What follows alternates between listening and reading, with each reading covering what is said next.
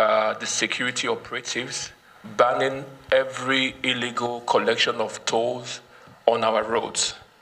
Today, we are going to now strengthen that and let all individuals involved understand the resolve of government to implementing this.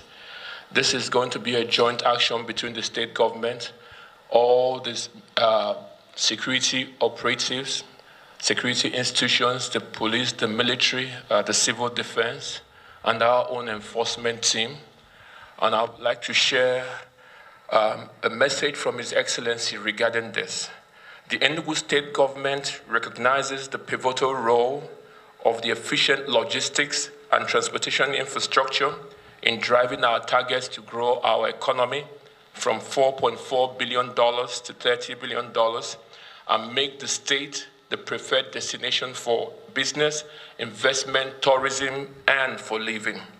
Therefore, the government notes with dismay the report of the incessant harassment and extortion of motorists and transporters by touts and hoodlums who masquerade as revenue collectors in some parts of the state.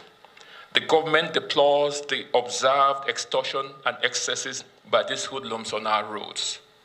In order to stem these excesses and ensure a free movement of persons, goods, and services, as well as improved logistics and supply chain operations in Enugu State, the Enugu State government hereby orders such extortionists to clear off our roads, as anyone caught engaging in such activities henceforth will be arrested and made to face the full wrath of the law. All local government areas are to take note and ensure full compliance of this directive. Again, to further improve logistics and supply chain operations and address the challenges of multiple taxation on our highways, touting of all sorts of criminalities committed by non-state actors, the Enugu state government announces the establishment of service centers at strategic locations across the state with partnership with Heavy Haul Services Limited. The service centers will serve as centralized hubs and offer a range of services tailored to meet the needs of logistic businesses and heavy-duty vehicles that transport goods in and out of the state. The services will include the provision of livestock health and agro-produce diagnostic centers to ensure that animals and foods coming into the state are safe for consumption and comply with regulatory requirements. Second, provision of designated points where security officials can check and ensure that arms and other dangerous goods are not imported into the state.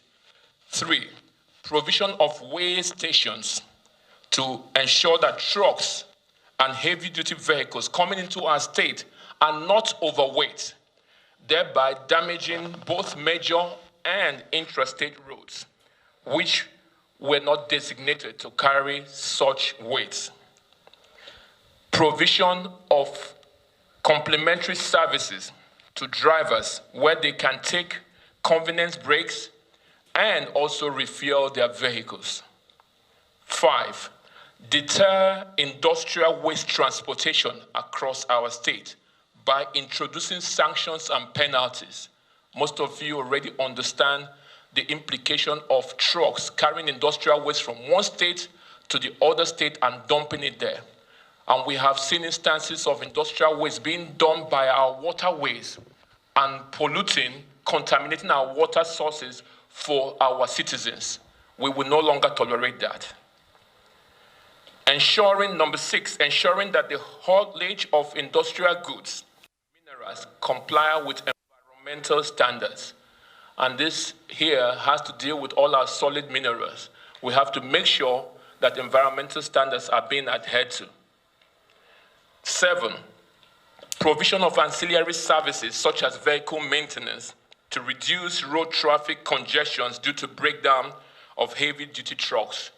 Most of you that are Enugu State citizens, you know that in the past couple of weeks, we have been dealing with heavy trucks breaking down inside our roads, causing accidents, loss of lives. And I'm sure the union members here, you will agree that this is not a good thing for us. So meanwhile, the state government is collaborating with various stakeholders, including the security, the Deputy Commissioner for Police is here, the PRO is here. This in line with the Commissioner for Police's conversation with me yesterday will be shared amongst your platform to all the stations. The DPOs will get this announcement because we're in partnership with them. The same with the military, with my conversation with the garrison commander, civil defense. I'm very happy because I'm a traditional ruler in Enugu metropolis, and we know what we are suffering from that road and the image that is creating to the state government. We have a government that understands the people's yearns, and we are very happy to hear from the government today that they are against touting on the roads, because from my own area, Ibagoneke, let me say, you see a lot of people standing on the road with sticks. I don't know, in the day, they will turn to tax collector, in the night, it might be another thing. But today, government has taken positions, and the traditional rulers of Enugu State will comply with positions of the government to make sure that the touting is no longer within our area, because formerly we thought it's something that government permitted, but today we know that government is against such program. To work together and the task force from the state, all right? And we're also engaging with the traditional rulers.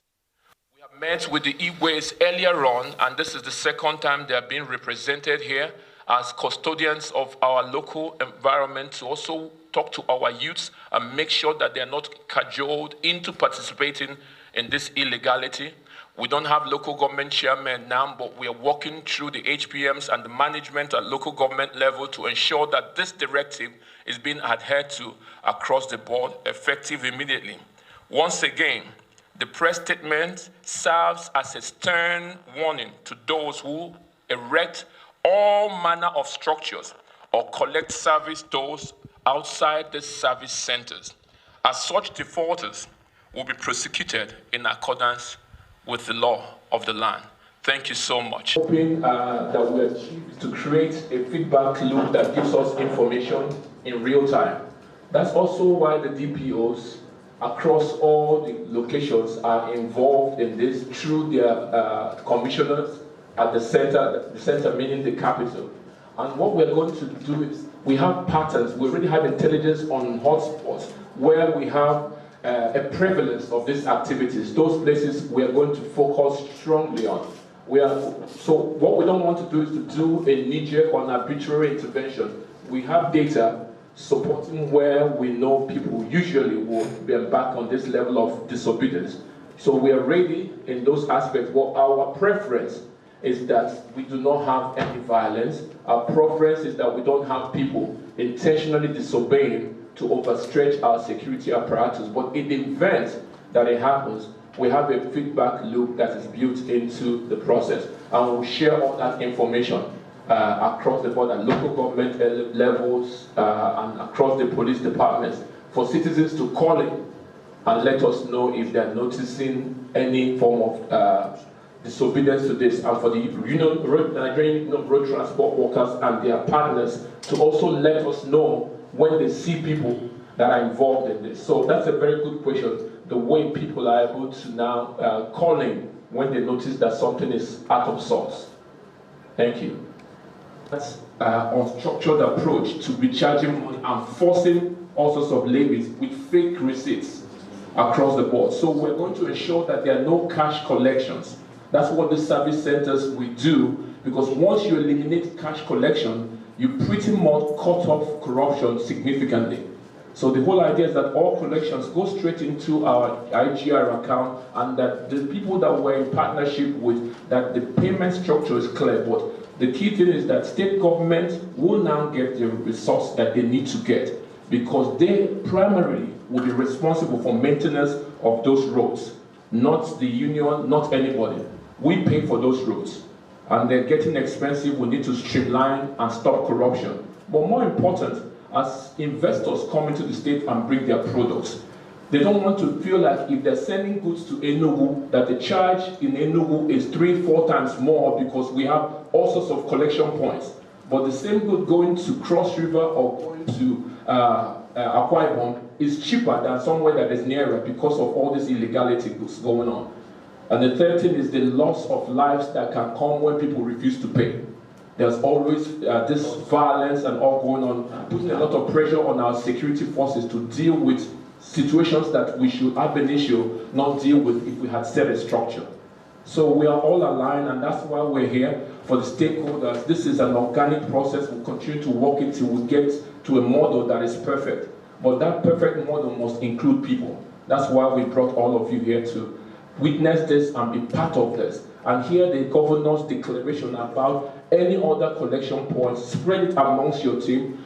The Commissioner for Police and his team and the rest that are involved and responsible for civil disobedience and addressing any form of illegality will be quick to prosecute. And our department, our Ministry of Justice is ready to make sure that these people are charged to court as we speak. So we are very clear we want to do this in a peaceful way, but we're also ready in the event that people want to test the resolve of government.